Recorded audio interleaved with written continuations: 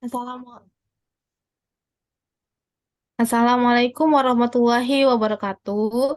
Kami dari kelompok 11. Di sini kami akan mempresentasikan terkait layanan GoPay yang mempunyai spesialisasi di bidang payment.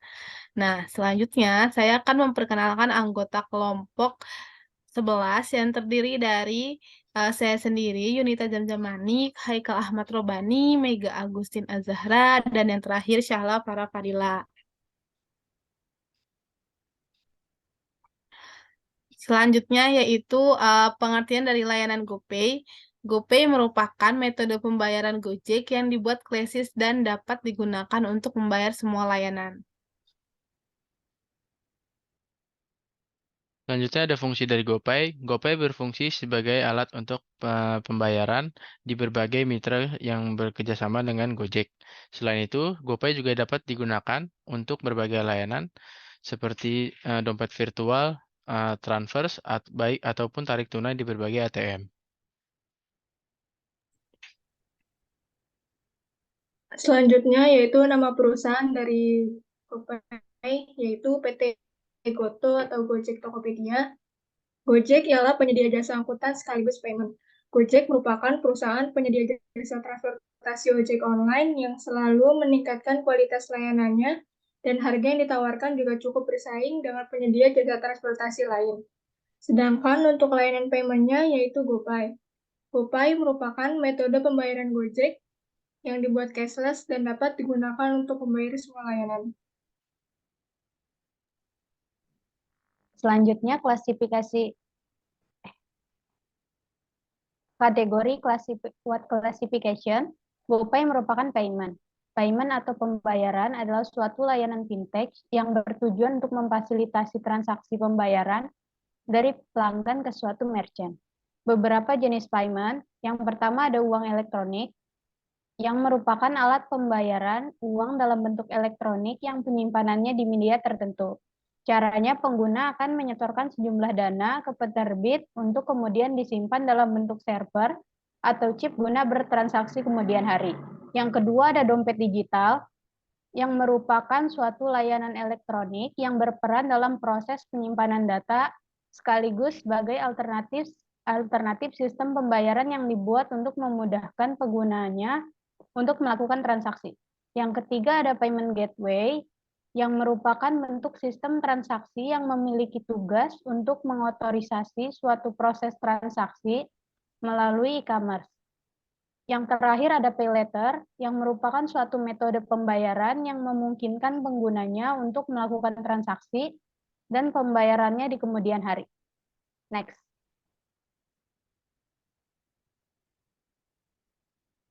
Yang selanjutnya ada BMC atau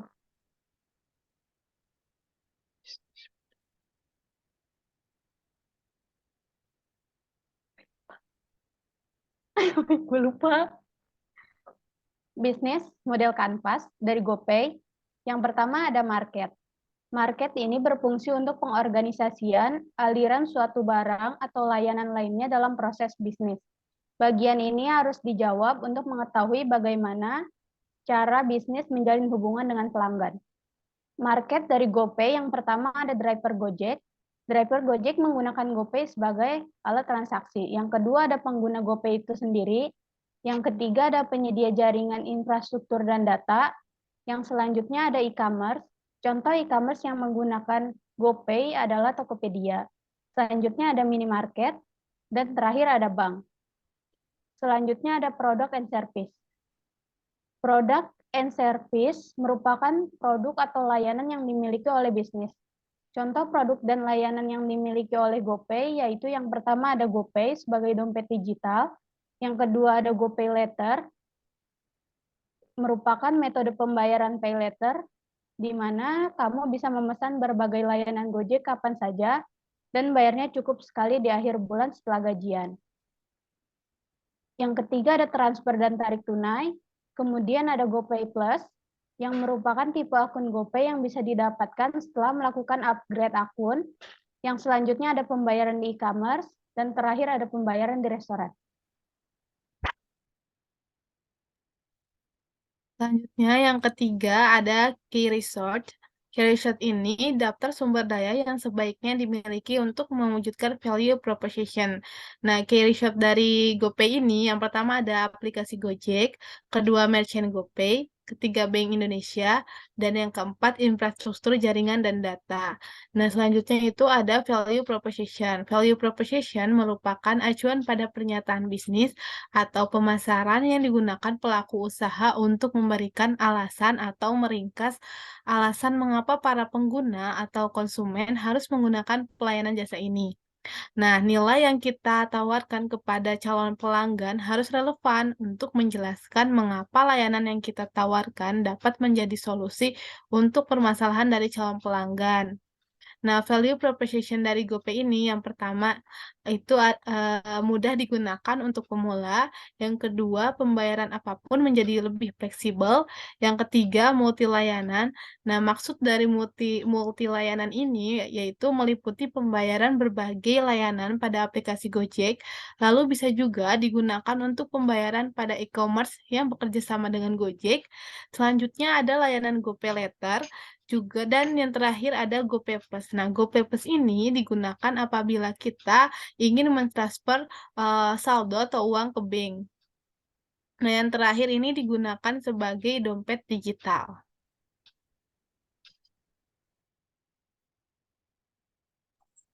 Oke, selanjutnya ada customer relationship. Di sini customer relationship adalah cara perusahaan menjalin hubungan baik dengan pelanggan untuk menciptakan pengalaman terbaik. Hal tersebut termasuk bagaimana perusahaan memberikan jawaban atau solusi terkait permasalahan pelanggan tersebut. Di sini contoh customer relationship yang pertama ada promo dan diskon. Nah, dengan adanya promo dan diskon, maka para pelanggan akan dengan sering menggunakan GoPay. Tawaran diskon potongan harga yang dilakukan oleh GoPay pada aplikasi Gojek dengan cara pembayaran tunai atau non tunai biasanya terdapat masa batas waktu tertentu. Yang kedua ada top up saldo dengan mudah dan terjangkau, dan yang ketiga ada kerjasama yang luas seperti bekerjasama dengan minimarket, restoran, dan e-commerce. Selanjutnya yaitu ada channel. Channel atau saluran adalah bagaimana perusahaan bisa menyampaikan produk hingga kepada konsumen. Dengan kata lain, channel menjadi touch point perusahaan dalam membangun hubungan dengan pelanggan atau customer relationship-nya. Di sini contoh channel dari GoPay yang pertama ada GoFood Festival. Di sini GoFood Festival merupakan konsep food court atau pujasera sebagai bentuk upaya GoFood membantu para pelaku usaha kuliner lokal, khususnya usaha mikro dalam mengembangkan skala bisnis secara offline. Di sini GoPay bisa melakukan promosi dengan bisa membayar di food court menggunakan GoPay. Yang kedua yaitu bisa membayar di tempat makan atau restoran, yang ketiga promosi media sosial, dan yang keempat menggunakan barcode scan. Baik, selanjutnya ada customer segmentation.